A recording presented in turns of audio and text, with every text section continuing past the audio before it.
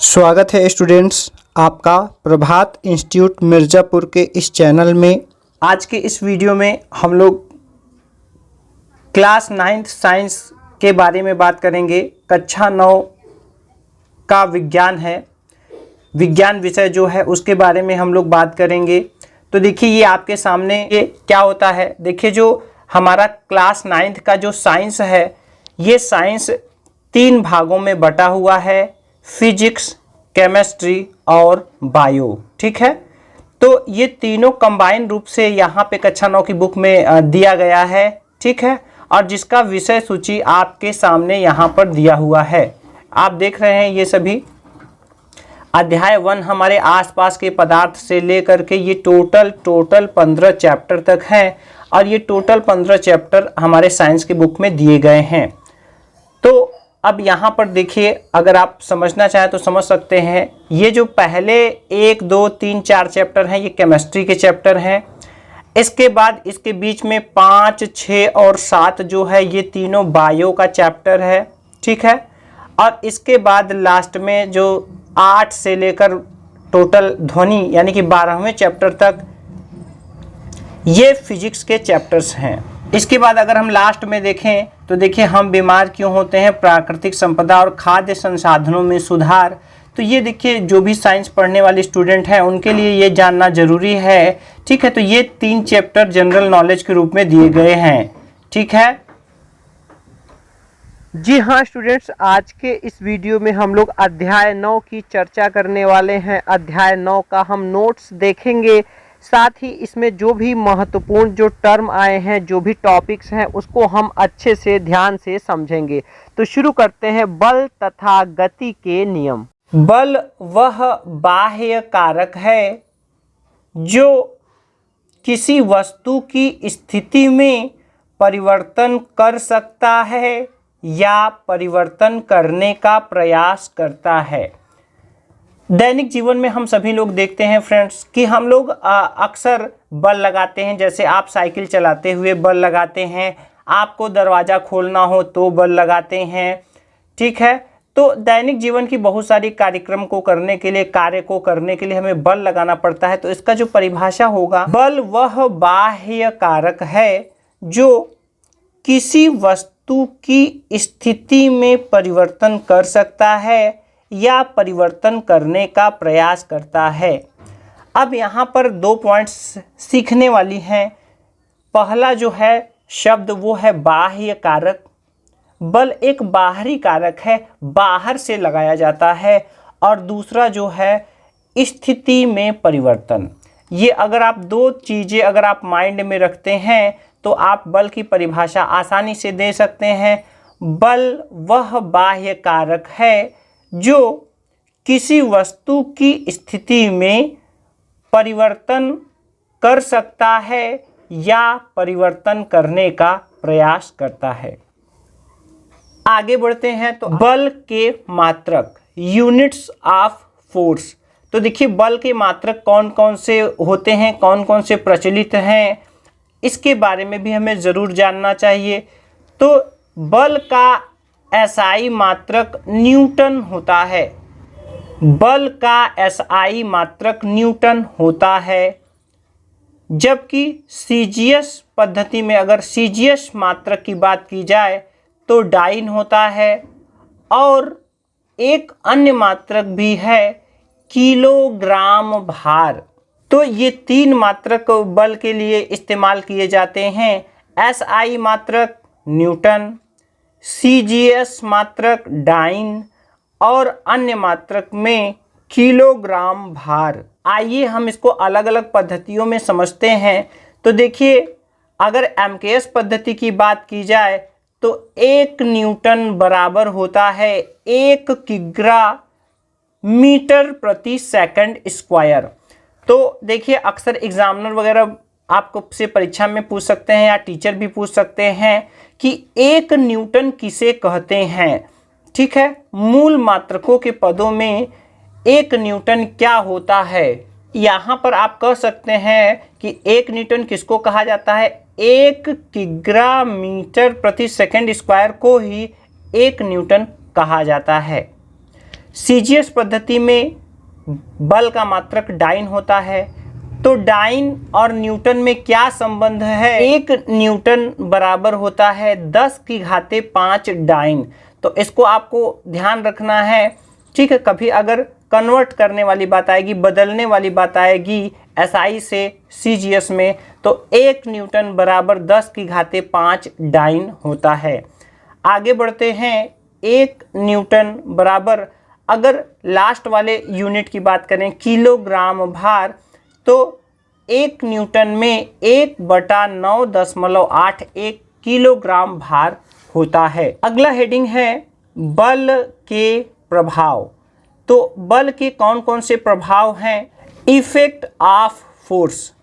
तो देखिए बल के टोटल 3 प्रभाव हैं, पॉइंट नंबर 1, 2 और 3। तो पहला क्या है? बल किसी वस्तु के आकार या आयतन में परिवर्तन कर सकता है। इसका मतलब ये हुआ कि अगर हम बल लगाएं तो किसी वस्तु का आकार या उसके आयतन को बदल सकते हैं, परिवर्तित कर सकते हैं। अब यहाँ पर आपके मन में उठ रहा होगा कि आयतन क्या होता है और आकार या आयतन में कैसे परिवर्तन कर सकते हैं। तो देखिए यहाँ पर 2 चीज़ें हैं, तो इसके लिए हम लोग इस पर डिस्कस कर लेते हैं। पहला है आकार और दूसरा क्या है? आयतन। तो आकार क्या होता है? बाहरी बनावट को ही हम क्या बोलते हैं? आकार कहते हैं। बाहरी बनावट, जैसे देखिए अगर कोई वस्तु इस तरह का है तो हम कहते हैं त्रिभुजाकार, अगर कोई वस्तु इस तरह से है तो हम बोलते हैं चतुर्भुजाकार। तो ये जो बाहर से जो आकार दिखता है यही होता है आकार, ठीक है। और आयतन का मतलब क्या होता है? आयतन को अंग्रेजी में वॉल्यूम कहते हैं और आकार को शेप कहते हैं। Shape, SHAPE। तो वॉल्यूम क्या होता है? जैसे मान लीजिए हम एक स्टील के गिलास को ही मान लीजिए एग्जाम्पल के तौर पर ले लेते हैं, ठीक है। ये क्या है? ये एक ग्लास है। अब देखिए अगर हम इसको बल लगाकर दोनों तरफ से अगर हम इसको दबा दें, ठीक है, बल लगाकर दोनों तरफ से अगर हम इसको दबा दें तो ये कुछ चपटा टाइप का हो जाएगा। ये कुछ क्या हो जाएगा? चपटा टाइप का हो जाएगा, ठीक है। ये देखिए यही ग्लास अब बल लगाने से ऐसा हो गया। तो आप यहाँ पर समझ सकते हैं कि देखिए इसका आकार यानी बाहरी बनावट जो है वो बदल गया। और आयतन का मतलब समझिए क्या होता है? इसमें अगर हम कोई पदार्थ अगर हम इसमें डालें, जैसे कि पानी ही अगर हम भर देंगे, मान लीजिए ये ग्लास पानी से भरा हुआ है, तो देखिए इसमें पहले तो ज़्यादा पानी आ रहा था, लेकिन अगर हम इसको चपटा कर देंगे, दोनों साइड से बल लगाकर इसको ऐसे चपटा कर देंगे, तो अब इसमें पानी की मात्रा उतनी नहीं आ पाएगी जितना कि पहले आ रहा था। तो पहला तो इसका आकार बदल गया, बाहरी बनावट बदल गया, और दूसरा इसका आयतन, मतलब इसमें जितना पानी आ रहा था वो पानी अब कम आएगा। यानी आयतन का मतलब होता है किसी भी पात्र में, किसी भी बर्तन में, किसी भी आकार में जितना पदार्थ की मात्रा आ सकती है वही होता है आयतन। तो पहले जब ये गिलास के शेप में पूरा था तब तो इसमें ज़्यादा आयतन आ पा रहा था, लेकिन जब हमने इसको दोनों साइड से बल लगाकर दोनों साइड से चपटा कर दिया तो अब इसका आयतन कम हो गया और इसका आकार भी बदल गया। तो यहाँ पर क्या हम लोगों ने पढ़ा? यही पढ़ा कि बल किसी वस्तु के आकार या आयतन में परिवर्तन कर सकता है। दूसरा जो है वो क्या है? बल किसी वस्तु को गतिमान कर सकता है या विराम में ला सकता है। तो देखिए बल के अंदर जो दूसरा प्रभाव है वो ये है, अगर कोई वस्तु रुका हुआ है, मान के चलिए कि जैसे कोई वस्तु है, ठीक है, और कोई वस्तु रुका हुआ है, तो अगर हम इस पर बल लगाएं, क्या लगाएं? अगर हम इस पर बल लगाएं तो ये चल सकता है, ये गतिमान हो सकता है, या कोई गति की अवस्था में है उसको अगर हम बल लगाकर चाहें तो वो उसको हम रोक सकते हैं, ठीक है। तीसरा क्या है? तीसरा है बल किसी वस्तु की गति की दिशा को बदल सकता है। अब जैसे देखिए, आप सब में से आप लोग हॉकी, क्रिकेट या फुटबॉल तो खेलते ही होंगे, तो वहाँ पर देखिए अपनी ओर आ रही गेंद को बैट्समैन बल्ले के द्वारा उसकी दिशा को बदल देता है। जो वो बैट्समैन की तरफ आ रहा था, अब वो उसकी दिशा को बदल सकता है। ठीक है, तो बल किसी वस्तु की गति की दिशा को भी बदल सकता है। अब आते हैं हम अगले हेडिंग पे, बल के प्रकार पर। तो बल कितने प्रकार का होता है? तो देखिए यहाँ पर बल के प्रकार। तो देखिए बल कितने प्रकार का होता है? देखिए बल दो प्रकार का होता है। पहला होता है संतुलित बल और दूसरा होता है असंतुलित बल। तो देखिए हम लोग पहले बल के बारे में बात करते हैं, बैलेंस्ड फोर्स। जब किसी वस्तु पर लगे दो या दो से अधिक बलों का परिणामी बल शून्य हो तो ऐसे बल को संतुलित बल कहते हैं। तो आप समझिए, जैसे मेज पर रखी पुस्तक स्थिर है, तो आप यहाँ पर देखिए एक शब्द आया है स्थिर, तो इसी से आप समझ सकते हैं जब भी बैलेंस्ड फोर्स की बात आए, संतुलित बल की बात आए, तो आप अपने दिमाग में यही बनाकर चलिए कि जब किसी वस्तु पर लगे दो या दो से अधिक बलों का परिणामी बल शून्य हो। यहाँ पर शून्य, परिणामी बल शून्य, ये आपको शब्द याद रखना है कि दो वस्तु पर लगे दो या दो से अधिक बलों का परिणामी बल शून्य हो तो ऐसे बल को संतुलित बल कहते हैं। जैसे मेज पर रखी पुस्तक स्थिर है। देखिए यहाँ मेज है, यहाँ पुस्तक रखा हुआ है। अब पुस्तक का भार तो नीचे की तरफ लगा हुआ है, लेकिन ये जो तल है, जो टेबल का मेज है, उसका जो तल है उसकी प्रतिक्रिया ऊपर की तरफ लगी हुई है और ये दोनों बैलेंस्ड हैं, यानी कि ये स्थिर है। तो अगर बैलेंस्ड फोर्स कहीं लगा है तो वस्तु स्थिर होगी। अब बात करते हैं दूसरे टाइप की। तो दूसरा टाइप क्या है? जब किसी वस्तु पर लगे दो या दो से अधिक बलों का परिणामी बल शून्य न हो तो ऐसे बल को असंतुलित बल कहते हैं। जैसे रस्साकशी खेल में मजबूत टीम कमजोर टीम को अपनी ओर खींच लेती है। तो आपने देखा होगा, रस्साकशी का खेल देखा होगा आपने, जिसमें से 4 या 5 लोग एक तरफ रस्सी पकड़ते हैं और 4 या 5 लोग दोनों तरफ बराबर संख्या में लोग होते हैं और रस्सी पकड़कर अपनी ओर खींचते रहते हैं, खींचने की कोशिश करते हैं। ठीक है, और ऐसे में होता क्या है कि जो मजबूत टीम होती है वो कमजोर टीम को अपनी ओर खींच लेती है और वो टीम जीत जाती है। तो जहां पर असंतुलित बल की बात आए, आप वहां पर समझेंगे जो लगा हुआ दो या दो से अधिक बल है उसका परिणामी शून्य नहीं है, बल्कि उसका कुछ न कुछ मान है। और जब कुछ न कुछ मान होगा तो वस्तु गतिमान अवस्था में होगी, न कि स्थिर अवस्था में। तो अनबैलेंस्ड फोर्स अस्थिर होता है, यानी कि गतिमान होता है, गति की अवस्था में होता है। जबकि जो हम लोगों ने पहला वाला पढ़ा नीचे, तो संतुलित बल स्थिर होता है। ठीक है, चलिए आगे बढ़ते हैं। जड़त्व, इनर्शिया, किसी वस्तु का वह गुण, यानी कि ये जो जड़त्व है ये गुण है। क्या है? ये गुण है। किसी वस्तु का वह गुण जो उसकी विराम या गति की अवस्था में परिवर्तन का विरोध करता है, जड़त्व कहलाता है। तो देखिए यहां पर आपको समझना होगा कि वस्तु का वह गुण जो उसकी विराम की अवस्था या गति की अवस्था में परिवर्तन का विरोध करता है, जड़त्व कहलाता है। ठीक है, तो ये जड़त्व एक गुण है। जैसे कि मान सकते हैं कि मान लीजिए कोई बड़ा सा पिंड है, इस तरह से कोई बड़ा सा पिंड है और ये कहीं पर रखा हुआ है। अब मान लीजिए इस पर बल लगा रहे हैं तो ये टच से मस नहीं हो रहा है। इस पर हम बल F लगा रहे हैं और ये टच से मस नहीं हो रहा है। हम ये बल का जो मान है हम और बढ़ाएंगे, फिर भी ये अपने जगह से टच से मस नहीं हो रहा है।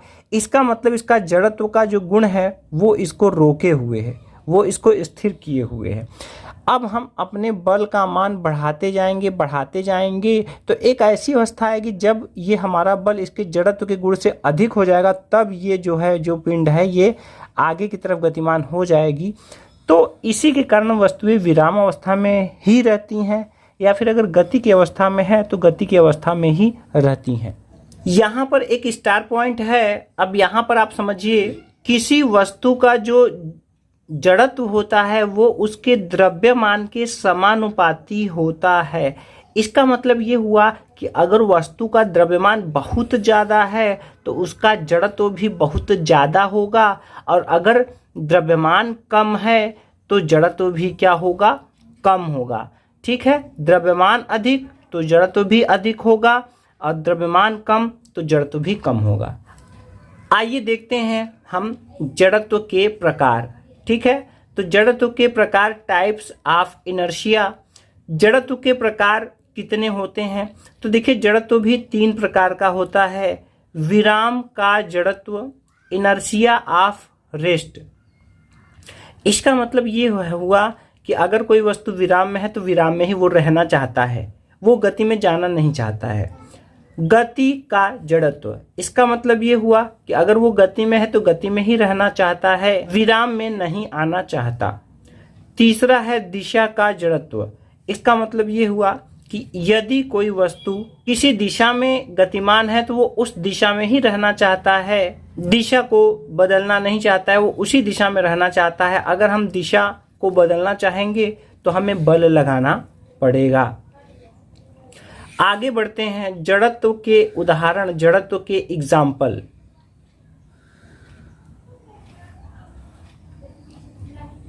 तो देखिए, जड़त्व के क्या क्या एग्जाम्पल है, कहाँ कहाँ हम अपने जीवन में जड़त्व का जो है वो अनुभव करते हैं। तो जड़त्व के उदाहरण क्या क्या हैं, आइए देखते हैं। बस या कार के अचानक तेजी से चलने पर यात्रियों का पीछे झुकना, या अचानक रुकने पर आगे झुकना। ठीक है, आपने अनुभव किया होगा, कभी कभी आप अपने मामा के यहाँ, मामी के यहाँ, नाना के यहाँ, नानी के यहाँ, मौसा मौसी, फूफा बुआ, जरूर आप बस में बैठकर जाते होंगे, अपने रिलेशन में होंगे, तो आप देखते हैं कि अचानक से अगर बस स्टार्ट होती है या फिर अचानक से रुकती है तो यात्री आगे की तरफ झुक जाते हैं। ऐसा जड़त्व के कारण होता है, क्योंकि जड़त्व के कारण वो अपनी अवस्था में बने रहना चाहते हैं, और अचानक से अगर कोई परिवर्तन होता है तो उसके परिणाम स्वरूप आगे की ओर झुक जाते हैं। आगे बढ़ते हैं, दूसरा जो एग्जाम्पल है, कंबल तेजी से झाड़ने पर धूल के कणों का अलग होना। तो देखिए, ये भी जड़त्व का उदाहरण है। देखिए, धूल कण, जो कंबल में जो धूल के कण होते हैं वो अपने अवस्था में बने रहना चाहते हैं, लेकिन जब हम तेजी से झटकते हैं, झाड़ते हैं, तो धूल के कण क्या होता है कि वो उनको झटका लगता है और वो क्या हो जाते हैं, अलग हो जाते हैं। तीसरा जो उदाहरण है, पेड़ की शाखा जोर से हिलाने पर फलों व पत्तियों का झड़ना। तो देखिए, फल लटका हुआ रहता है। अब फल लटका हुआ रहता है और जब हम तेजी से पेड़ को की शाखा को हिलाते हैं तो जो लटका हुआ फल होता है वो फल अपने अवस्था में ही रहना चाहता है, और जबकि पेड़ बहुत तेजी से हिलता रहता है। इसके फलस्वरूप जो फल होता है उस पर एक झटके का अनुभव वो करता है, और वो वृक्ष से, पेड़ से टूटकर नीचे झड़ जाता है, गिर जाता है। अगला जो उदाहरण है, लंबी कूद के खिलाड़ी का कूदने से पहले तेज दौड़ना। तो देखिए, जो लंबी कूद, जिनको बहुत ऊंची छलांग लगानी होती है, तो वो क्या काम करते हैं, वो कूदने से पहले बहुत ही तेज दौड़ते हैं, और बहुत तेज दौड़ते दौड़ते दौड़ते दौड़ते वो जहाँ कूदना होता है वहाँ पर जब बहुत रेस बना लेते हैं तो वहाँ पे वो छलांग लगाते हैं, और छलांग लगाने के बाद ऊंचा कूद पाते हैं, वो लंबी कूद को कर पाते हैं। क्यों? क्योंकि तब उनमें गति का जड़त्व आ जाता है। जब वो छलांग लगाते हैं तो उसमें एक फोर्स उनके अंदर लगता है और वो लंबी कूद कर पाते हैं। आगे है, गत्ते का अचानक हटाने पर सिक्के का ग्लास में गिरना। तो देखिए, ये क्या है, गत्ते का अचानक हटाने पर सिक्के का ग्लास में गिरना। तो सिक्का ग्लास में गिर जाता है। क्यों गिर जाता है? क्योंकि वो जड़त्व के कारण वो अपने जगह पे बना रहना चाहता है, लेकिन जैसे ही हम अचानक से गत्ते को या दफ्ती को हटाते हैं तो सिक्का अपने स्थान पर बना रहना चाहता है, जबकि हम गत्ते को तुरंत खींच लेते हैं और इसके बाद जो है सिक्का ग्लास में गिर जाता है। ये थे जड़त्व के उदाहरण। आगे बढ़ते हैं। आगे है न्यूटन के गति विषयक नियम। तो देखिए न्यूटन जो है, न्यूटन ने गति से संबंधित कुछ नियम दिए थे। उन्होंने कुल 3 नियम दिए थे, प्रथम नियम, द्वितीय नियम और तृतीय नियम। ठीक है, 3 नियम दिए थे। तो अब इनका पहला नियम क्या है? गति का प्रथम नियम। आइए देखते हैं। यदि कोई वस्तु गतिमान अवस्था में है तो वह गतिमान ही रहेगी, या विराम की अवस्था में है तो विराम में ही रहेगी, जब तक कि उस पर कोई बाह्य बल न लगाया। तो देखिए ये गति के प्रथम नियम को जड़त्व का नियम या गैलीलियो का नियम भी कहते हैं। तो देखिए जड़त्व का नियम जो हम लोगों ने अभी भी पढ़ा, ठीक है। तो न्यूटन का जो पहला नियम है, न्यूटन ने अपने पहले नियम में जड़त्व को ही दिखाया है, जड़त्व को ही बारे में बताया है, लेकिन कुछ दूसरे भाषा में बताया है, लेकिन इसका मतलब भी वही होगा। तो गति के प्रथम नियम को जड़त्व का नियम भी कहते हैं और गैलीलियो का प्रथम नियम भी कहते हैं। बात करते हैं संवेग की। संवेग क्या होता है? मोमेंटम क्या होता है? संवेग क्या होता है? गति करते हुए किसी वस्तु के द्रव्यमान व वेग के गुणनफल को उस वस्तु का संवेग कहते हैं। इसे स्मॉल p से प्रदर्शित करते हैं। तो संवेग क्या होता है? संवेग बराबर होता है द्रव्यमान गुणे वेग। द्रव्यमान के और वेग के गुणनफल को बोलते हैं संवेग। यदि यम द्रव्यमान की वस्तु v वेग से गति कर रही है तो उस वस्तु का जो संवेग होगा वो क्या होगा? द्रव्यमान गुणे वेग। अगर हम संकेतों में कहें तो हम कह सकते हैं स्मॉल p बराबर यम इंटू वी। संवेग बराबर द्रव्यमान गुणे वेग। संवेग का मात्रक क्या होगा? तो यहाँ पर फार्मूला लिखा हुआ है, इसी से आप बनाने की कोशिश करिए। इन दोनों का जो मात्रक होगा उस मात्रक को मिला करके ही बनेगा संवेग का मात्रक। तो देखिए ये m द्रव्यमान है, द्रव्यमान का क्या होता है? किलोग्राम या किग्रा शॉर्ट फॉर्म में बोलते हैं, और वेग का होता है मीटर प्रति सेकंड। तो कुल मिलाकर जो संवेग का मात्रक होगा किग्रा मीटर प्रति सेकंड, ये होगा संवेग का मात्रक। संवेग एक सदिश राशि है तथा इसकी दिशा वही होती है जो वेग की होती है। क्योंकि देखिए ये 2 राशियों से मिलकर बना है, द्रव्यमान और वेग, तो वेग की जो दिशा होगी वही संवेग की भी दिशा होगी। अब ये हम लोगों ने यहाँ पर सिद्धांत पढ़ लिया। अब आइए इस पर सवाल देखते हैं। देखिए यहाँ पर जो क्वेश्चन है वो क्वेश्चन क्या है? क्वेश्चन है यदि 500 किलोग्राम द्रव्यमान की एक कार का वेग 20 मीटर प्रति सेकंड हो तो कार का संवेग ज्ञात कीजिए। तो देखिए कोई भी सवाल होता है अगर साइंस में, तो उस सवाल को करने का मैंने आपको तरीका बताया है 5 पॉइंट्स में, ठीक है। जिसमें से पहला पॉइंट होता है, हम जो भी सवाल हमारा होता है उसमें हिंदी भी लिखा होता है, कुछ आंकिक डाटा भी दिया रहता है, आंकिक सूचना भी दिया जाता है। जैसे देखिए 500 किलोग्राम, 20 मीटर प्रति सेकंड, संवेग। तो ये सब जो चीज़ें हैं इसको हम यहाँ जो जो दिया गया है, जो जो पूछा गया है पहले स्टेप में हम वो लिख देते हैं।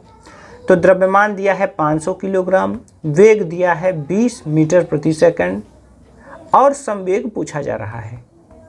अब इसके बाद हम दूसरे नंबर पर चेक करते हैं कि ये हमारा MKS पद्धति में है कि नहीं।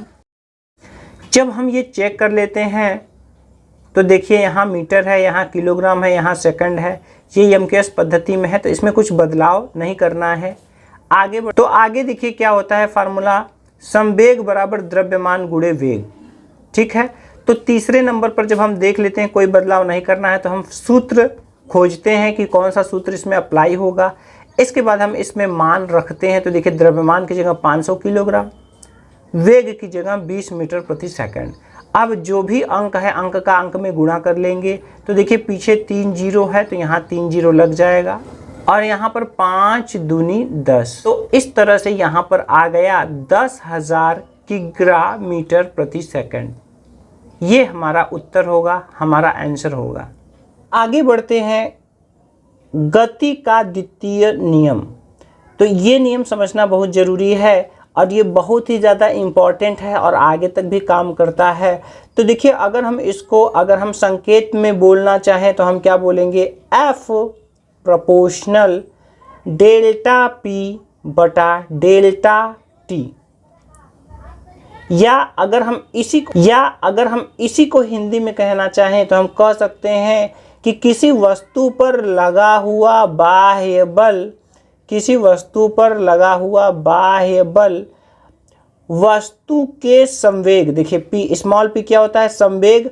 जब डेल्टा लग जाता है यानी कि छोटा सा त्रिभुज बनाते हैं तो यही डेल्टा होता है, ये लगने से ये परिवर्तन बन जाता है। क्या बन जाता है, तो संवेग परिवर्तन। और अगर बटा में अगर t लग गया यानी कि समय, तो वो दर बन जाता है। तो देखिए, संवेग परिवर्तन की दर के समानुपाती होता है। तो यही हमारा यहाँ पे गति का दूसरा नियम है। किसी वस्तु के संवेग परिवर्तन की दर उस वस्तु पर लगे हुए बाह्य बल के समानुपाती होता है। एकदम सिंपल है, यहाँ से शुरुआत करिए। आप इसको दिमाग में बनाकर चलिए और यहीं से अपना बना। किसी वस्तु के संवेग परिवर्तन की दर वस्तु पर लगे बाह्य बल के समानुपाती होता है। एकदम सिंपल सा है, इस चीज़ को आप अपने दिमाग में बैठाना है। F समानुपाते डेल्टा P बटा डेल्टा T। किसी वस्तु के संवेग परिवर्तन की दर वस्तु पर लगे बाह्य बल के समानुपाती होता है। अगर आप इसका समझना चाहें तो जैसे मान लेते हैं कि कोई कार खड़ी है और उसको पीछे से धक्का दे रहे हैं, तो जितना ही ज़्यादा बल हम धक्का देते समय लगाएंगे उसका संवेग उतना ही बढ़ता चला जाएगा समय के साथ। ठीक है, तो देखिए यहाँ जो डेल्टा P है वो है संवेग में परिवर्तन। तो देखिए, जहाँ भी ये डेल्टा आएगा वहाँ पर होगा, जैसे यहाँ डेल्टा लग गया तो ये जो P राशि है तो यहाँ हो जाएगा P2 माइनस P1, तथा यहाँ डेल्टा T क्या है, डेल्टा T है समयांतराल। देखिए स्टूडेंट्स, इसको दूसरे तरीके से भी हम कह सकते हैं, अथवा दूसरी जो परिभाषा है हम क्या कह सकते हैं। अगर आपको ये कठिन लग रहा हो तो गति का द्वितीय नियम बताने के लिए आप इस फार्मूले का भी इस्तेमाल कर सकते हैं। F बराबर ma, हिंदी में कह सकते हैं बल बराबर द्रव्यमान गुणे त्वरण। जब भी आपको गति का दूसरा नियम पूछा जाए तो उसके लिए आपको बताना है बल बराबर द्रव्यमान गुणे त्वरण, या फिर F बराबर ma। ठीक है, देखिए आगे F है, बाद में m है, फिर a है। किसी वस्तु पर लगाया गया बल वस्तु में उत्पन्न त्वरण तथा वस्तु के द्रव्यमान के गुणनफल के बराबर होता है।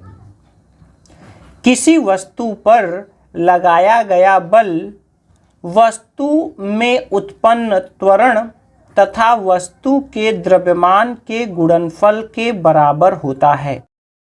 ठीक है, तो देखिए इसी चीज़ को कहा जा रहा है कि किसी वस्तु पर लगाया गया जो बल है वो वस्तु में उत्पन्न त्वरण और वस्तु के द्रव्यमान के गुणनफल के बराबर होता है। ठीक है, तो देखिए यहाँ पर इसी चीज़ को लिखा गया है कि यदि यम द्रव्यमान और उस पर F बल लगाने से उसमें उत्पन्न त्वरण A है तो हम लिख सकते हैं बल बराबर द्रव्यमान गुणे त्वरण, या F बराबर ma। यहाँ से अगर बल का मात्रक निकाला जाए तो देखिए द्रव्यमान का मात्रक होगा किलोग्राम और त्वरण का मात्रक होगा मीटर प्रति सेकंड।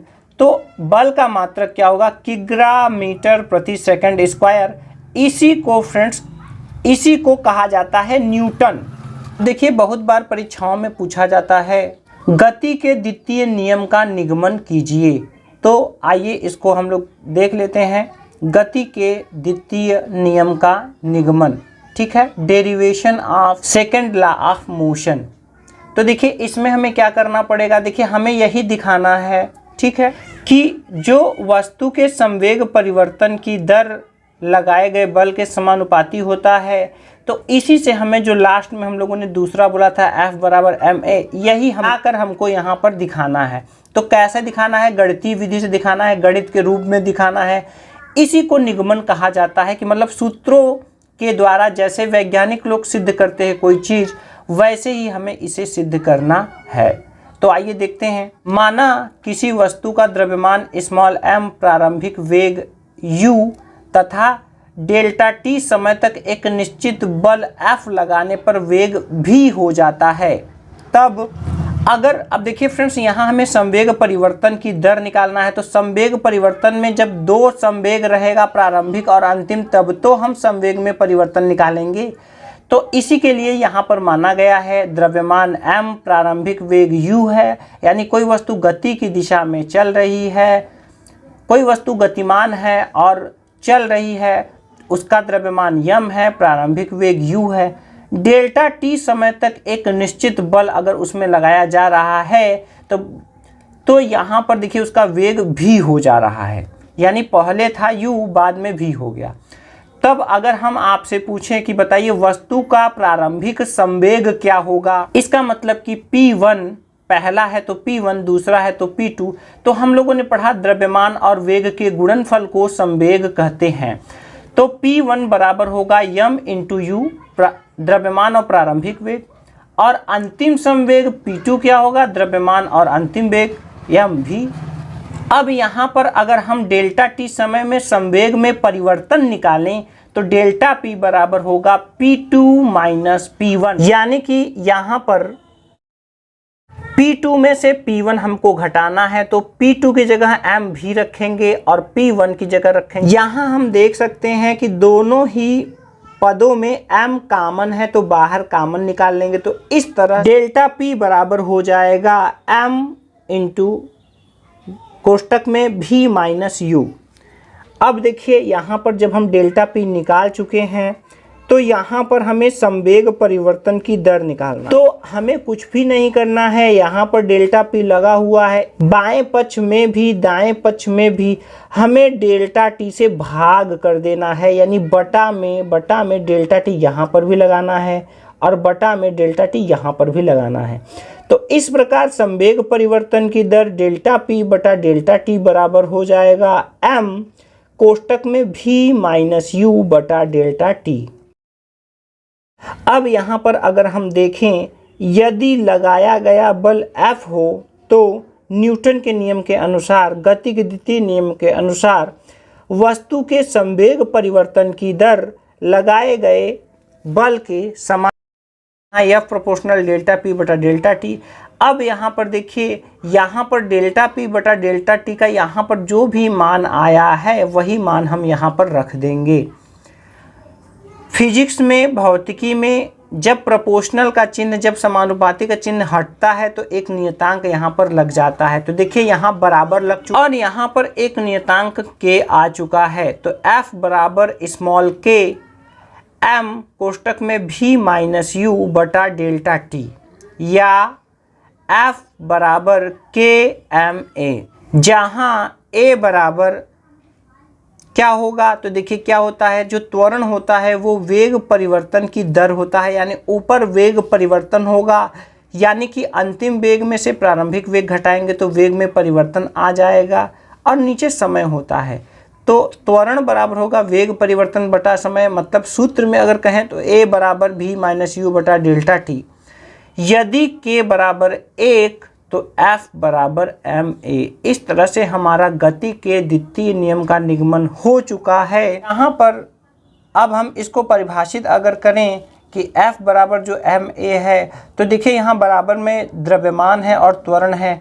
अगर हम यहाँ पर द्रव्यमान भी 1 किग्रा ले लें, त्वरण भी 1 किग्रा ले लें, तो जो F होगा वो भी 1 किग्रा मीटर प्रति सेकंड स्क्वायर हो जाएगा, या 1 न्यूटन हो जाएगा। तो यहाँ पर बल भी परिभाषित हो गया। 1 न्यूटन कब होगा? जब द्रव्यमान 1 किग्रा हो और उसका त्वरण क्या हो? 1 मीटर प्रति सेकंड हो, तो जो बल होगा वो क्या होगा? 1 न्यूटन होगा। अब आइए फ्रेंड्स, ये हमने न्यूटन का दूसरा नियम तो पढ़ लिया, अब हम इस पर कुछ सवाल कर लेते हैं। आइए हम लोग क्वेश्चन करते हैं। 2 किलोग्राम द्रव्यमान की कोई गेंद है और उसका त्वरण कितना है, 8 मीटर प्रति सेकंड स्क्वायर का त्वरण इसमें उत्पन्न करने के लिए आवश्यक बल ज्ञात कीजिए। तो देखिए, जैसा कि हमने 5 स्टेप बताया है सवालों को लगाने का। पहले तो हम क्या काम करते हैं कि जो भी सवाल में अंक दिए गए हैं, जैसे देखिए 2 किलोग्राम, 8 मीटर प्रति सेकंड स्क्वायर और यहाँ पर बल, सबसे पहले हम इन मानों को यहाँ पर लिख लेते हैं। लिखने के बाद दूसरे स्टेप में हम चेक करते हैं कि ये जो मान दिए गए हैं ये एसआई पद्धति या एमकेएस में है कि नहीं। अगर नहीं होंगे तो हमें इसको एमकेएस पद्धति में बदलना होगा, लेकिन यहाँ हम देख रहे हैं मीटर किलोग्राम सेकंड, तो ये एमकेएस पद्धति में पहले से ही यहाँ देखिए मीटर किलोग्राम सेकंड दिख रहा है, मतलब है इसमें बदलना नहीं है। इसके बाद हम सूत्र की तरफ चलते हैं। सूत्र क्या होगा, बल बराबर द्रव्यमान गुणे त्वरण। यहाँ पर बल पूछा गया है, द्रव्यमान त्वरण दिया गया है, तो इसमें यही सूत्र बैठेगा। तो सूत्र बल बराबर द्रव्यमान गुणे त्वरण से आवश्यक बल बराबर होगा, द्रव्यमान कितना है 2 किलोग्राम, तो यहाँ 2 किग्रा हो गया। त्वरण कितना है 8 मीटर प्रति सेकंड स्क्वायर।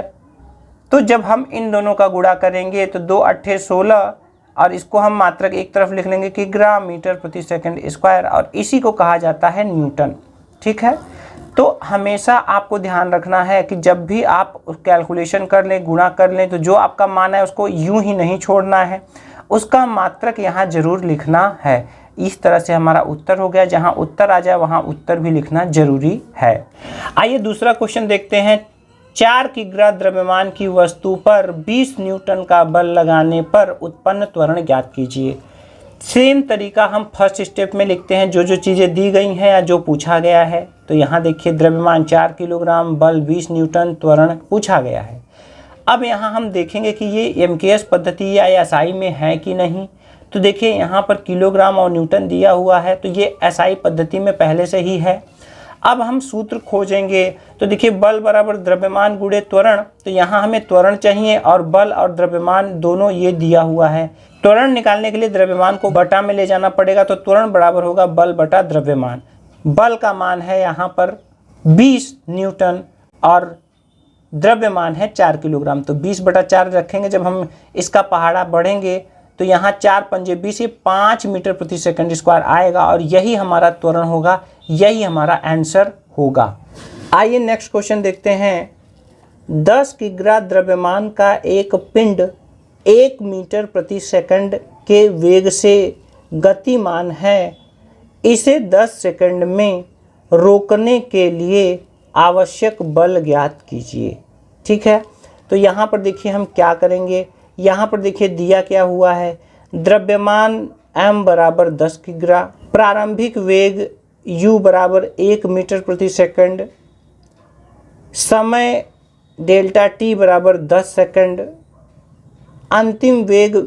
देखिए अब यहाँ पर देखिए अंतिम वेग, तो देखिए ये अपने कॉमन सेंस की बात है, हर फिजिक्स पढ़ने वाले को जानना चाहिए कि रोकने के लिए तो आपको समझना होगा कि जब वस्तु रुक गया है, जब पिंड रुक गया है, तो यहाँ अंतिम वेग अपने आप 0 हो जाएगा। तो यहाँ देखिए अंतिम वेग 0, ये हमें यहाँ से सेंस से समझना पड़ेगा, आपको पता होना चाहिए। और यहाँ बल पूछा गया है, तो यहाँ देखिए बल बराबर वाट, तो जो चीज़ें दी गई हैं उसको भी लिखना है, जो पूछा गया है उसको भी लिखना है। अब हम यहाँ पर देखेंगे कि ये हमारे एमकेएस पद्धति में है कि नहीं। तो देखिए metre, kilogram, second, metre, second, second, ये सब इसमें चेंज करने वाली कोई बात नहीं है, बदलने वाली बात नहीं, ये पहले से ही एमकेएस पद्धति में है। अब हम सूत्र खोजेंगे, हम कौन सा फार्मूला लगाएं कि हमारा ये पूरा चीज़ उसमें इन्वॉल्व हो और हमारा बल का मान हमको मिल जाए।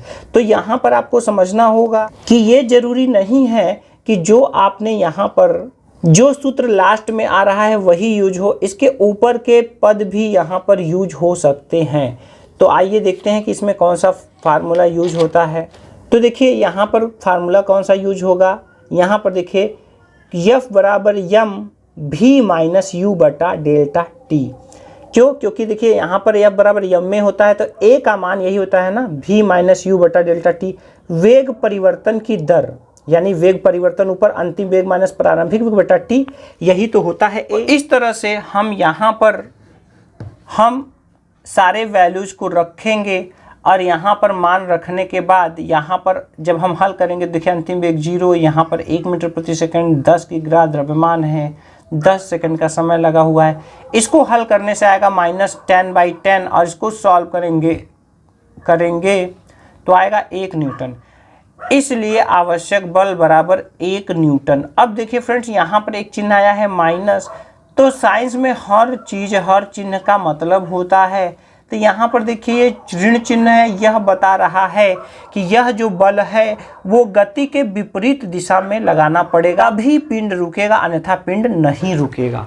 आगे बढ़ते हैं। आगे देखिए क्या है, आगे है गति के द्वितीय नियम के निष्कर्ष। देखिए इसमें क्या कहा गया है, इसमें यही कहा गया है कि देखिए अगर हम देखें तो देखिए क्या होता है, ए प्रोपोर्शनल एफ है। हम जितना ही बल लगाएंगे उतना ही त्वरण उत्पन्न होगा, अधिक बल लगाएंगे तो अधिक त्वरण उत्पन्न होगा, कम बल लगाएंगे तो कम त्वरण उत्पन्न होगा। तो अगर हम बल और त्वरण के बीच अगर हम ग्राफ खींचे तो एक यहाँ पर सीधी रेखा प्राप्त होगी। क्या प्राप्त होगी? सीधी रेखा प्राप्त होगी। जबकि अगर हम द्रव्यमान और त्वरण की बात करें तो यहाँ पर देखिए जो द्रव्यमान होता है वो त्वरण के व्युत्क्रमानुपाती होता है। व्युत्क्रमानुपाती कब होता है? जब वस्तु या राशि बटा में लिखा होता है तो व्युत्क्रमानुपाती होता है। तो व्युत्क्रमानुपाती का मतलब ये हुआ कि जब पिंड बड़ा रहेगा तो त्वरण कम होगा, जब पिंड छोटा रहेगा तो त्वरण ज़्यादा होगा। और इसको हम अपने कॉमन सेंस से भी समझ सकते हैं कि जब बड़ा द्रव्यमान है तो उसमें हमें उसको बल लगाने के लिए बहुत कम बल लग पाएगा और वो बहुत धीरे धीरे चलेगा। लेकिन अगर कोई छोटा पिंड है तो उसमें हम बल लगाएंगे तो वो बहुत तेज चलेगा। यानी छोटा द्रव्यमान रहेगा तो त्वरण अधिक होगा, बड़ा द्रव्यमान रहेगा तो त्वरण कम रहेगा। इसी नियम को बोलते हैं उल्टा संबंध, यानी कि व्युत्क्रमानुपाती। तो इसका अगर हम ग्राफ खींचेंगे त्वरण और द्रव्यमान के बीच तो ये एक परवलय हमें प्राप्त होगा। परवलय का मतलब ये होता है उल्टा संबंध। मतलब अब देखिए यहाँ पर अगर हम आगे की तरफ बढ़ रहे हैं, यानी हम द्रव्यमान में आगे बढ़ रहे हैं, तो देखिए त्वरण जो है ज़्यादा था। अब जैसे ही हम द्रव्यमान ज़्यादा कर रहे हैं तो त्वरण कम होता चला जा रहा है। ठीक है, तो इस तरह से यहाँ पर अगर देखें तो हम बल की दिशा में जैसे जैसे आगे बढ़ रहे हैं, हम अगर त्वरण देखें तो त्वरण भी उसी हिसाब से बढ़ता चला जा रहा है। अगर हम यहाँ देखेंगे बल तो ये देखिए यहाँ से इधर त्वरण भी इतना ज़्यादा है। अगर हम पहले देखेंगे तो देखिए यहाँ से अगर त्वरण जाए तो और कम है, अगर और कम हम बल लेंगे तो त्वरण और कम है। इस तरह से हम बल और त्वरण में ग्राफ देखते हैं। गति के द्वितीय नियम के कुछ उदाहरण, कुछ व्यवहारिक उदाहरण। Some common phenomena based on second law of motion. तो आइए देखते हैं कि गति के द्वितीय नियम के हमने दैनिक जीवन में कौन कौन से उदाहरण देखते हैं। तो यहाँ पर देखिए क्रिकेट में गेंद को कैच लेते समय खिलाड़ी का अपने हाथ को पीछे की ओर खींच लेना। जी हाँ, कैच लेते समय अक्सर आपने देखा होगा कि जो खिलाड़ी होते हैं वो गेंद को पकड़ते समय अपने हाथ को पीछे की ओर खींच लेते हैं, अपने हाथ को पीछे की ओर खींच लेते हैं। पीछे की ओर खींचने से जो संवेग परिवर्तन का जो समय होता है वो बढ़ जाता है और यहाँ पर वो बढ़ने से क्या होता है कि बल का जो प्रभाव होता है वो कम लगता है। ठीक है, क्योंकि हम लोगों ने क्या पढ़ा था? हम लोगों ने पढ़ा था यही देखिए कि देखिए यहाँ संवेग परिवर्तन की दर लगाए गए बाह्य बल के अनुक्रमानुपाती होती है। तो अब यहाँ पर देखिए अगर हम समय बढ़ा देंगे तो जो संवेग है, समय बढ़ाने से क्या होगा, ये जो बल का प्रभाव है वो कम हो जाएगा। क्यों? क्योंकि इसमें और इसमें व्युत्क्रमानुपात का संबंध है, उल्टा संबंध है। समय बढ़ाएंगे तो बल कम लगेगा, समय कम करेंगे तो बल लगेगा ज़्यादा। जब हाथ को पीछे खींच लेते हैं तो समय बढ़ जाता है जिससे बल का प्रभाव कम हो जाता है और कैच आसानी से हो जाता है। आगे देखते हैं गाड़ियों में स्प्रिंगों का उपयोग करना। तो देखिए तमाम गाड़ियां होती हैं, तो आप देखिए अगर 2 चक्का यानी कि बाइक है, 2 व्हीलर है, तो उसमें आगे पीछे सॉकर लगा होता है। इसी प्रकार अगर 4 व्हीलर है तो 4 व्हीलर में भी आप देख सकते हैं उसमें भी स्प्रिंग लगे होते हैं। तो वो क्या काम करते हैं, रास्ते में उबड़ खाबड़ ज़मीन भी होती है तो उसका जो झटका है, ये स्प्रिंग उस झटके को पूरे गाड़ी तक पहुंचने में वो ज़्यादा समय लगा देते हैं, ठीक है, और अपने अंदर रोक कर रखते हैं, जिससे क्या होता है बल का प्रभाव कम लगता है और इससे गाड़ियों में झटके नहीं लगते हैं, ठीक है। तो यहाँ भी समय बढ़ गया तो बल का प्रभाव कम हो गया। ऊंची कूद के खिलाड़ी का स्पंज के गद्दे पर गिरना। तो देखिए जो भी ओलंपिक गेम वगैरह होते हैं तो जो ऊंची कूद के खिलाड़ी होते हैं वो बहुत ऊंचा उछल तो लेते हैं, लेकिन उसके बाद जहाँ पर उनको रुकना होता है वहाँ पर एक स्पंज का गद्दा होता है, क्योंकि ऊंचाई से गिरने पर अचानक से झटका लगने पर क्षतिग्रस्त भी हो सकते हैं। तो इसके लिए समय को बढ़ाने के लिए स्पंज का इस्तेमाल किया जाता है। स्पंज के इस्तेमाल करने से क्या होता है कि वो खिलाड़ी स्पंज पर गिरता है और उस ज़मीन से टच होने में थोड़ा समय स्पंज ले लेता है, जिसके कारण उसको झटके का अनुभव नहीं होता है, वो आराम से रुक जाता है। आगे है कराटे के खेल में खिलाड़ी द्वारा टाइलों के समूह को एक बार में ही तोड़ना। अब देखिए यहाँ पर उसी नियम का अपोजिट है। आपने देखा होगा कि जो कराटे के खेल होते हैं उसमें 4 ईंट 5 ईंट एक ही के ऊपर एक रख कर एक ही बार में तोड़ते हैं, या फिर बर्फ़ की कई सिल्लियाँ होती हैं और वो जो कराटेबाज होता है वो एक ही बार में उस पर वो बहुत ही जोर धक्का देता है और वो एक ही बार में उसको तोड़ लेता है। यहाँ पर उसी नियम का अपोजिट है। यहाँ देखिए समय जब कम करेंगे तो बल का प्रभाव ज़्यादा हो जाएगा। तो यहाँ पर जो कराटेबाज होता है वो क्या काम करता है, तुरंत ही जो है एक बार में ही वो जो है बहुत ज़्यादा बल लगाता है, और बल ज़्यादा जब समय के लिए बहुत तुरंत वो करता है तो ज़्यादा बल के प्रभाव से वो टाइल या जो भी होते हैं सामान टूट जाता है। आगे है बॉक्सर का अपना सिर पीछे की ओर खींच लेना। तो देखिए जो भी बॉक्सर होते हैं जो कि बॉक्सिंग करते हैं, आप देखते हैं हाथ में कुछ मोटा मोटा गद्दा जैसा पहने रहते हैं, ग्लव्स, और उसी से वो एक दूसरे के मुंह में मारते हैं, ठीक है। तो वहाँ पर क्या होता है कि जब एक बॉक्सर दूसरे बॉक्सर को मारता है तो दूसरा अपना मुंह पीछे कर लेता है। इसका कारण ये होता है कि जब वो मुंह पीछे कर लेता है तो समय बढ़ जाता है, उसका हाथ उसके सिर तक पहुंचने पर समय बढ़ जाता है, जिससे बल का प्रभाव कम हो जाता है और चोट कम आती है। तो ये थे कुछ व्यवहारिक उदाहरण गति के द्वितीय नियम से संबंधित। आते हैं गति के तृतीय नियम में।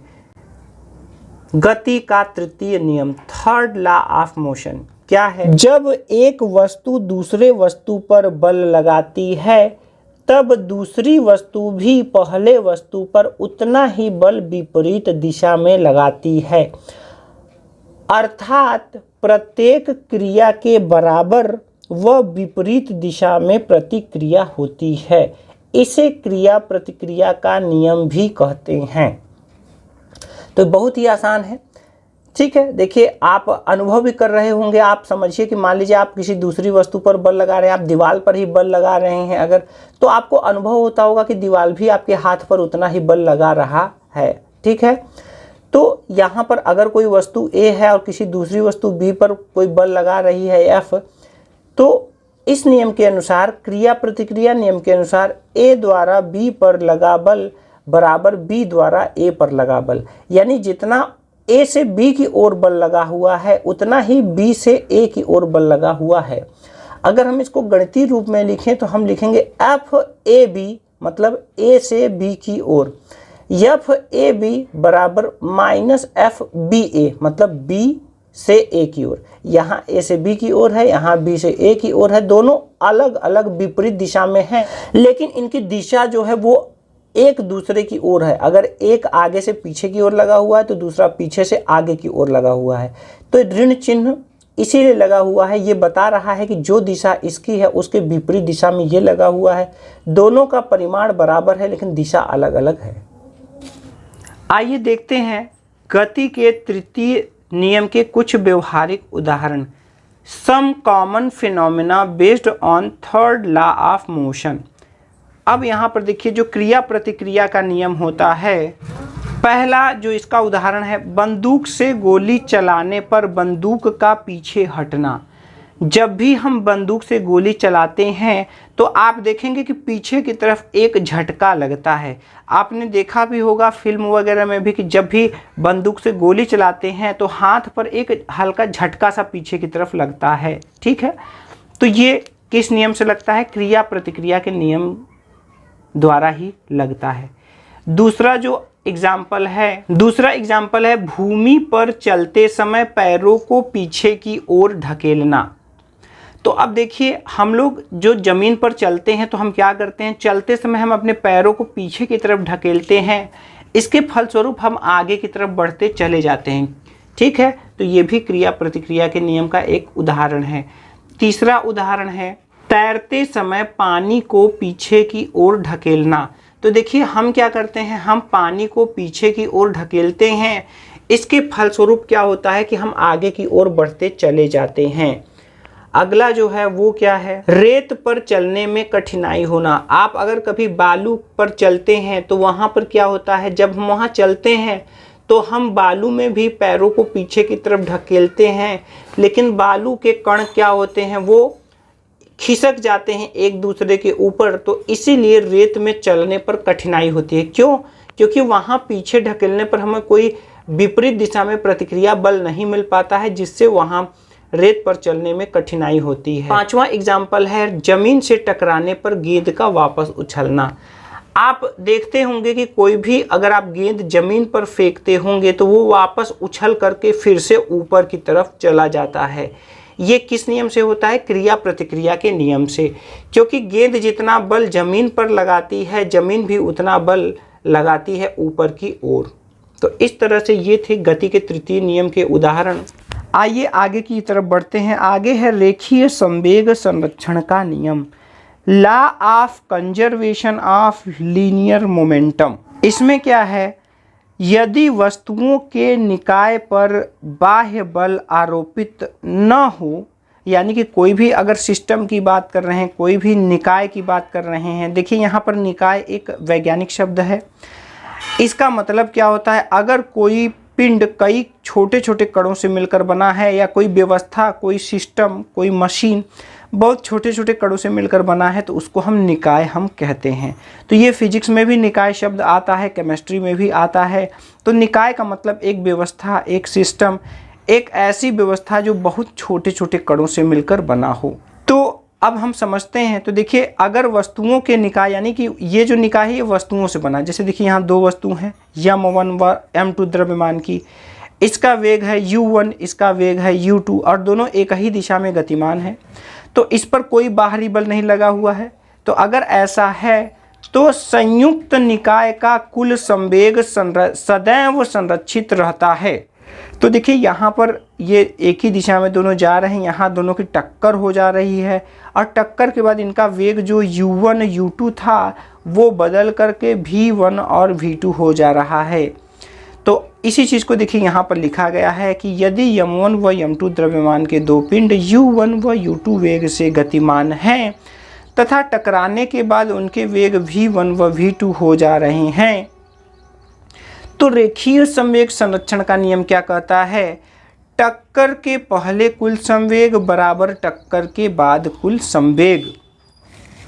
तो अगर आपसे पूछा जाए रेखीय संवेग संरक्षण का नियम बताइए, तो आप अगर ये परिभाषा नहीं बताना चाहते हैं तो आप यहाँ कह सकते हैं हिंदी में, टक्कर से पहले कुल संवेग बराबर टक्कर के बाद कुल संवेग। अगर हम इसको मैथमेटिकल रूप में लिखें, अगर हम गणितीय रूप में लिखें, तो देखिए, इसका अगर संवेग, तो संवेग क्या होता है, द्रव्यमान और वेग के गुणनफल को संवेग कहते हैं। तो m1 u1 पहले का संवेग होगा, m2 u2 दूसरे का संवेग होगा, और यहाँ टक्कर हो रहा है, मतलब टक्कर से पहले दोनों का मिलाकर हमें प्लस करना पड़ेगा। तो यहाँ पर क्या हो जाएगा, m1 u1 plus m2 u2 बराबर m1 v1 plus m2 v2। क्यों? क्योंकि टक्कर के बाद m1 v1 हो चुका है, जो u1 था वो v1 हो चुका है, जो u2 था वो vt हो चुका है। तो सिंपल सा है, m1u1 प्लस m2u2 बराबर m1v1 प्लस m2v2। अब देखिए यहाँ कुछ विशेष स्थितियाँ हैं, जैसे कि टक्कर के बाद दोनों गोले संयुक्त हो जाएं या जुड़ जाएं, एक दूसरे में ये चिपक जाएं, चिपक कर पूरा एक ही ठो बन जाए, एक ही पिंड बन जाए, तो ऐसे में इनका अलग अलग वेग न होकर के दोनों वेग एक ही रहेगा। ठीक है, यानी अलग अलग वेग ना होकर v1 v2 ना होकर केवल v ही वेग हो जाएगा। तो ऐसे में क्या होगा, ये जो सूत्र है, सूत्र का बायां पक्ष तो वैसे ही रहेगा, लेकिन दायां पक्ष में ये दोनों द्रव्यमान जुड़ जाएंगे क्योंकि संयुक्त हो जा रहा है, और यहाँ पर अलग अलग वेग ना होकर एक ही वेग होगा जो दोनों पिंडों का संयुक्त वेग होगा। बात करें अगर हम यहाँ पर बंदूक या राइफल से गोली निकलने की, तो देखिए झटका जो लगता है, जैसे बंदूक या राइफल से गोली निकली तो पीछे की ओर एक झटका लगता है। तो यहाँ पर सवाल बनता है और अक्सर परीक्षाओं में पूछा जाता है। तो देखिए यहाँ पर क्या हो जाएगा, यहाँ पर हो जाएगा कि राइफल का संवेग बराबर गोली का संवेग, क्योंकि देखिए गोली भी एक पिंड है, छोटा पिंड है, और राइफल जो है बड़ा पिंड है। तो गोली ज़्यादा वेग से निकलेगी और राइफल का जो झटका वाला पीछे झटका लगेगा वो कम ही लगेगा।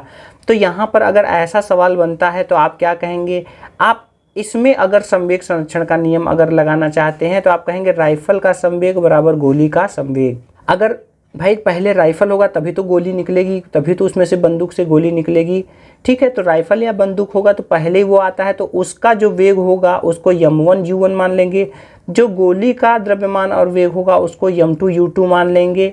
ठीक है, लेकिन यहाँ पर हमें ध्यान रखना पड़ेगा कि गोली बहुत छोटा, बहुत कम द्रव्यमान का होगा, ग्राम में दिया होगा, इसको हम किलोग्राम में बदलने के बाद ही हम अपना सवाल हल करेंगे। तो चलिए कुछ एग्जाम्पल्स इसके देख लेते हैं। देखिए यहाँ पर तीसरा भी दिया हुआ है, यहाँ पर तीसरा स्थिति दिया हुआ है। तीसरी विशेष स्थिति क्या है, यदि दोनों पिंड एक दूसरे के विपरीत दिशा में गतिमान हो। हाँ देखिए ये बहुत ही इम्पॉर्टेंट पॉइंट है, इसको समझने की ज़रूरत है।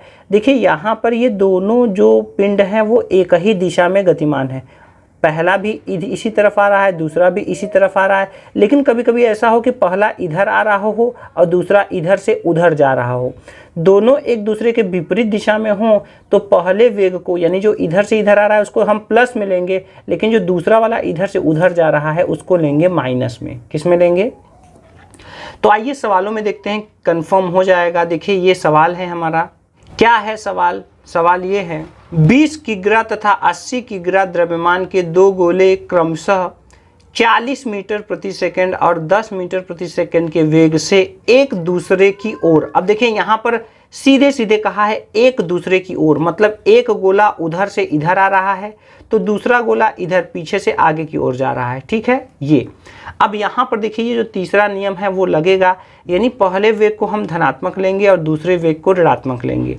तो देखिए ये आ रहा है, और यदि वे टकरा कर परस्पर जुड़ जाएं यानी संयुक्त हो गया तो संयुक्त गोला किस वेग से गति करेगा। तो अब देखिए यहाँ पर जो हम लोगों ने अभी अभी नियम यहाँ पर पढ़ा, ये नियम, ठीक है, ये नियम यहाँ पर लगेगा। तो आइए देखते हैं कि कैसे ये यहाँ लगता है। तो देखिए सबसे पहला जो स्टेप होता है सवाल लगाने का वो क्या होता है, वो यही होता है कि सबसे पहले हम जो भी आंकिक मान दिए होते हैं, जैसे पहला द्रव्यमान 20 किग्रा, तो देखिए 20 किग्रा, दूसरा द्रव्यमान क्या है, दूसरे पिंड का 80 किग्रा, पहले का वेग है 40 मीटर प्रति सेकंड, दूसरे का वेग है 10 मीटर प्रति सेकंड, और यहाँ पर जो संयुक्त वेग है वो हम v मान ले रहे हैं। तो देखिए यहाँ पर जो v है वही है संयुक्त वेग, और यही हमको ज्ञात करना है। तो अब देखिए इसको लिखने के बाद हम देखेंगे एमकेएस पद्धति में है कि नहीं। तो ये देख रहे हैं पूरा मीटर किलोग्राम सेकंड है, तो हम बदलना नहीं है। इसके बाद तीसरे स्टेप पे हम सूत्र लिखते हैं, तो सूत्र इसमें देखिए यही संयुक्त वाला लगेगा। इसके बाद हम वैल्यू रखते हैं चौथे नंबर पर, तो देखिए सब वैल्यू रखेंगे। अब वैल्यू रखते समय हमें ध्यान देना है कि एक दूसरे की ओर आ रहे हैं तो एक वेग को हमें प्लस में लेना है। देखिए ये 40 धनात्मक है जबकि दूसरा ऋणात्मक है यानी कि माइनस में है, और यहाँ पर m1 का मान 20, m2 का मान 80 और यहाँ पर ये 20, यहाँ पर ये v निकालना है। तो देखिए यहाँ पर जब गुणा करेंगे तो 2 चौका 8 के बाद जो 0 यानी कि 800, 80 दहा में 800, यहाँ माइनस प्लस का गुणा होकर माइनस लग जाएगा। हम यहाँ पर देखें 800 में से 800 घटाएंगे 0 हो जाएगा, 100 भी बराबर 0 तो v बराबर 100। अर्थात संयुक्त होने पर गोला रुक जाएगा। क्यों रुक जाएगा? क्योंकि देखिए यहाँ पर जो संयुक्त वेग आया है वो 0 आया है, 0 आया है, इसीलिए यहाँ टकराने के बाद गोला रुक जाएगा। यही हमारा आंसर होगा। आइए स्टूडेंट्स एक और क्वेश्चन कर लेते हैं। तो देखिए दूसरा क्वेश्चन क्या है, यदि किसी बंदूक तथा उसकी गोली के द्रव्यमान क्रमशः 2 किग्रा तथा 15 ग्राम है। अब देखिए यहाँ ग्राम आया है तो आप समझिए इसको किलोग्राम में बदलना होगा। यदि गोली 100 मीटर प्रति सेकंड के वेग से बंदूक से निकले तो बंदूक किस वेग से पीछे हटेगी? तो हम क्या करेंगे, पहले स्टेप में फटाफट सब लिख लेंगे। तो देखिए बंदूक का द्रव्यमान है 2 किग्रा, गोली का द्रव्यमान है 15 ग्राम, बंदूक का वेग हमें पूछा गया है, गोली का वेग है 100 मीटर प्रति सेकंड। यहाँ पर क्या होगा, ये U2 जो होगा ये होगा 100 मीटर प्रति सेकंड। ठीक, तो ये यहाँ पर होगा। तो अब यहाँ पर देखिए हमें यहाँ पर U1 निकालना है। तो हम क्या सूत्र लिखेंगे, देखिए जो हम लोगों ने यहाँ बगल में पढ़ा था, अगर राइफल या बंदूक का अगर क्वेश्चन आएगा तो यहाँ पर हम M1 U1 बराबर M2 U2 सूत्र लगाएंगे। तो यहाँ पर हम मान रखेंगे, देखिए पहला बंदूक का द्रव्यमान होगा 2, U1 हमें पूछा गया है, गोली का द्रव्यमान देखिए। तो यहाँ पर देखिए दोस्तों, यहाँ पर देखिए ये मान लिखने के बाद दूसरे स्टेप में हम चेक करते हैं कि ये यमकेश पद्धति में है कि नहीं। तो देखिए ये तो किलोग्राम में है, लेकिन ये किस में है, ग्राम में है। तो ग्राम में है तो इसको किलोग्राम में चेंज करना पड़ेगा। तो चेंज करने के लिए यहाँ बटा में 1000 लगाना पड़ेगा। क्यों? क्योंकि 1 किलो में 1000 ग्राम होते हैं। देखिए यहाँ पर समझ सकते हैं, देखिए 1 केजी में होते हैं, 1 केजी में होते हैं 1000 ग्राम। तो जब हमें 1 ग्राम निकालना होगा तो ये 1/1000 नीचे बटा में चला जाता है। तो ग्राम को किलोग्राम में बदलने के लिए हमें बटा में 1000 लगाना होता है। तो यहाँ पर हमने लगाया हुआ है। अब यहाँ पर हम मान रखेंगे तो M1 बराबर 2 किग्रा, U1 हमें पूछा गया है, ये क्वेश्चन मार्क रहेगा यहाँ पर। ठीक है, इसके बाद M2 कितना है, 15 ग्राम है, जिसको कि किलोग्राम में बदलने के लिए 1000 से भाग करना पड़ेगा, बटा में 1000 लगाना पड़ेगा। तो ये है 15/1000। और जो गोली का वेग है U2 वो है 100। तो यहाँ 100 रख दिया गया, 2 0 से 2 0 कट जाएंगे, यहाँ पर बचेगा 15/10।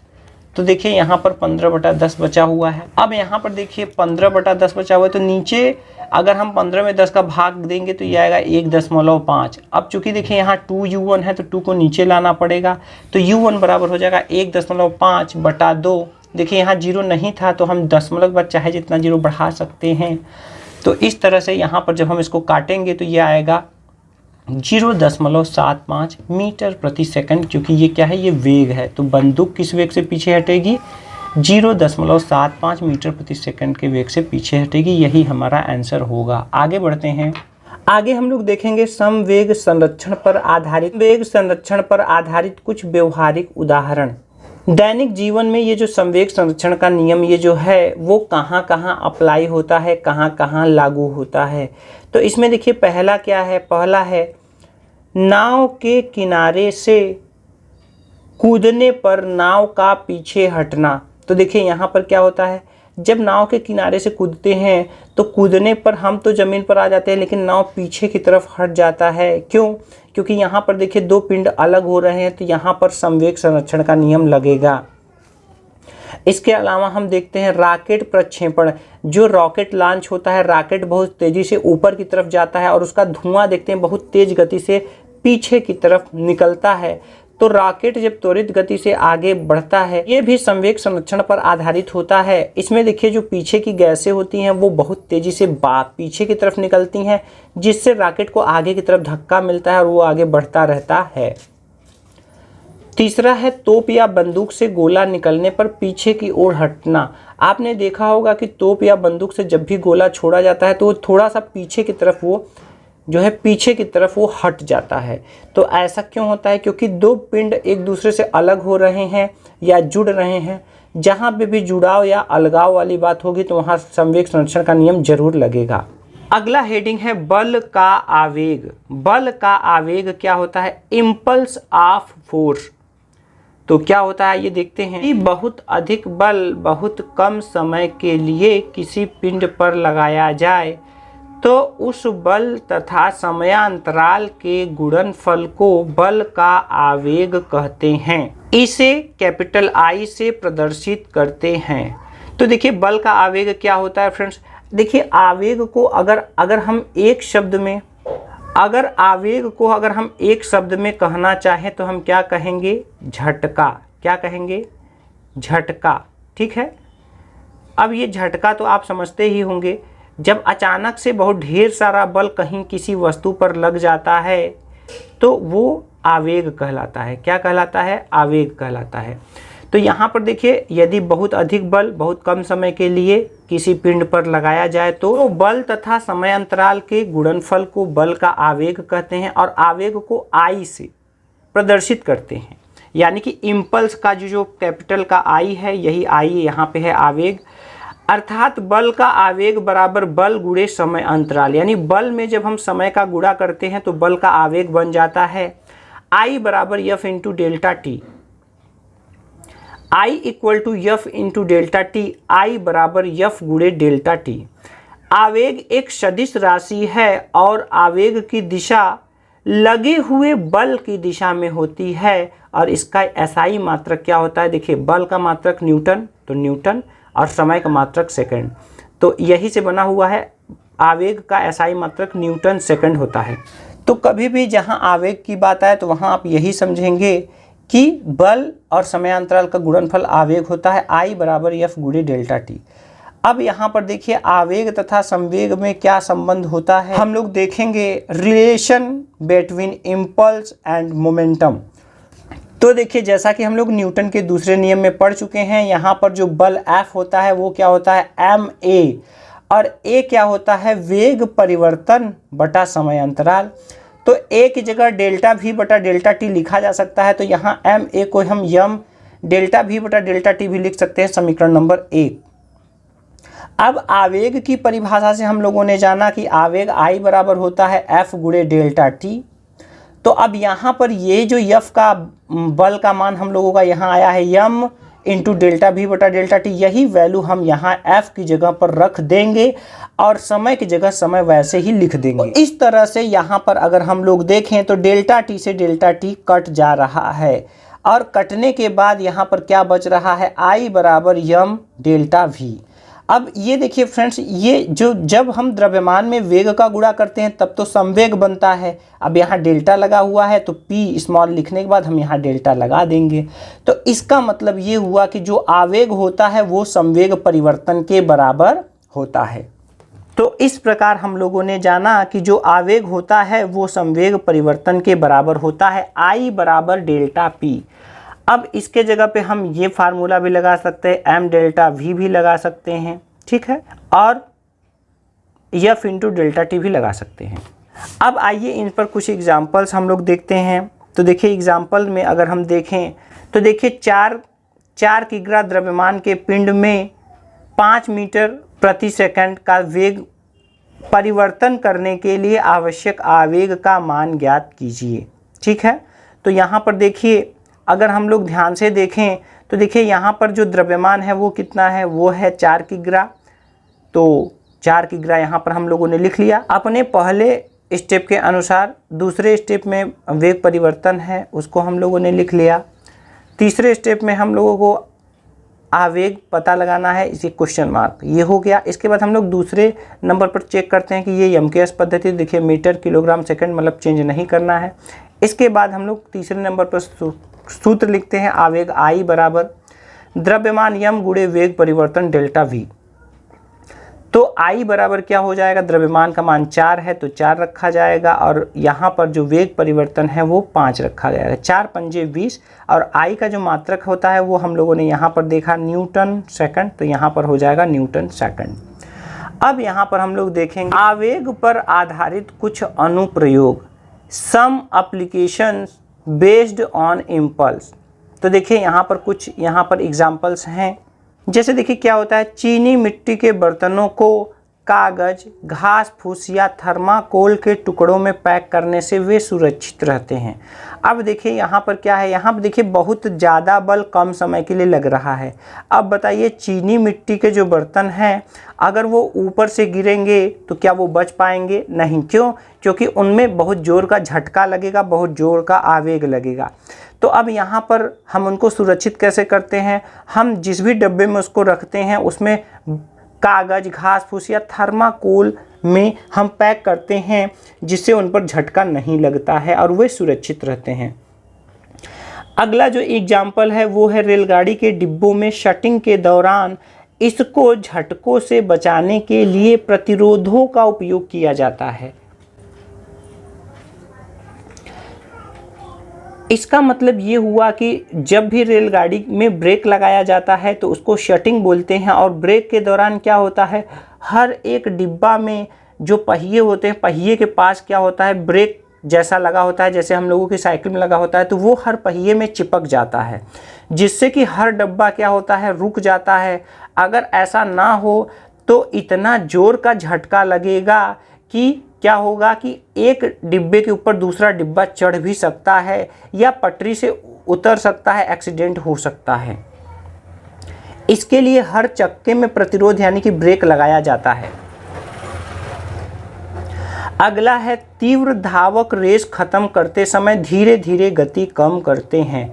तो देखिए जो तेज दौड़ने वाले जो रेसर लोग होते हैं, धावक होते हैं, वो जब अपना रेस ख़त्म करते हैं तो धीरे धीरे अपना गति कम करते हैं। अगर अचानक से वो रुक जाएंगे तो क्या होगा, उनको एक झटका लगेगा और झटका लगने से क्या होगा कि वो उनको चोट भी आ सकती है। अगला जो एग्जाम्पल है वो है ब्रेक अचानक न दबाकर बल्कि धीरे धीरे दबाया जाता है जिससे झटका ना लगे। तो देखिए दैनिक जीवन में भी हम लोग साइकिल, बाइक, कार वगैरह चलाते हैं तो वहाँ पर हम अचानक से ब्रेक नहीं दबाते हैं बल्कि एक स्लो मोशन से धीरे धीरे ब्रेक दबा करके अपनी गाड़ी को रोकते हैं। अगर हम अचानक ब्रेक दबाएंगे तो वहाँ पर झटका लगेगा, हम आगे की ओर झुक जाएंगे, हो सकता है हम साइकिल बाइक से गिर पड़ें या फिर अगर कार में बैठे हों तो हम आगे का जो शीशा होता है उसमें लड़कर हमारा एक्सीडेंट भी हो सकता है, हमें चोट भी आ सकती है।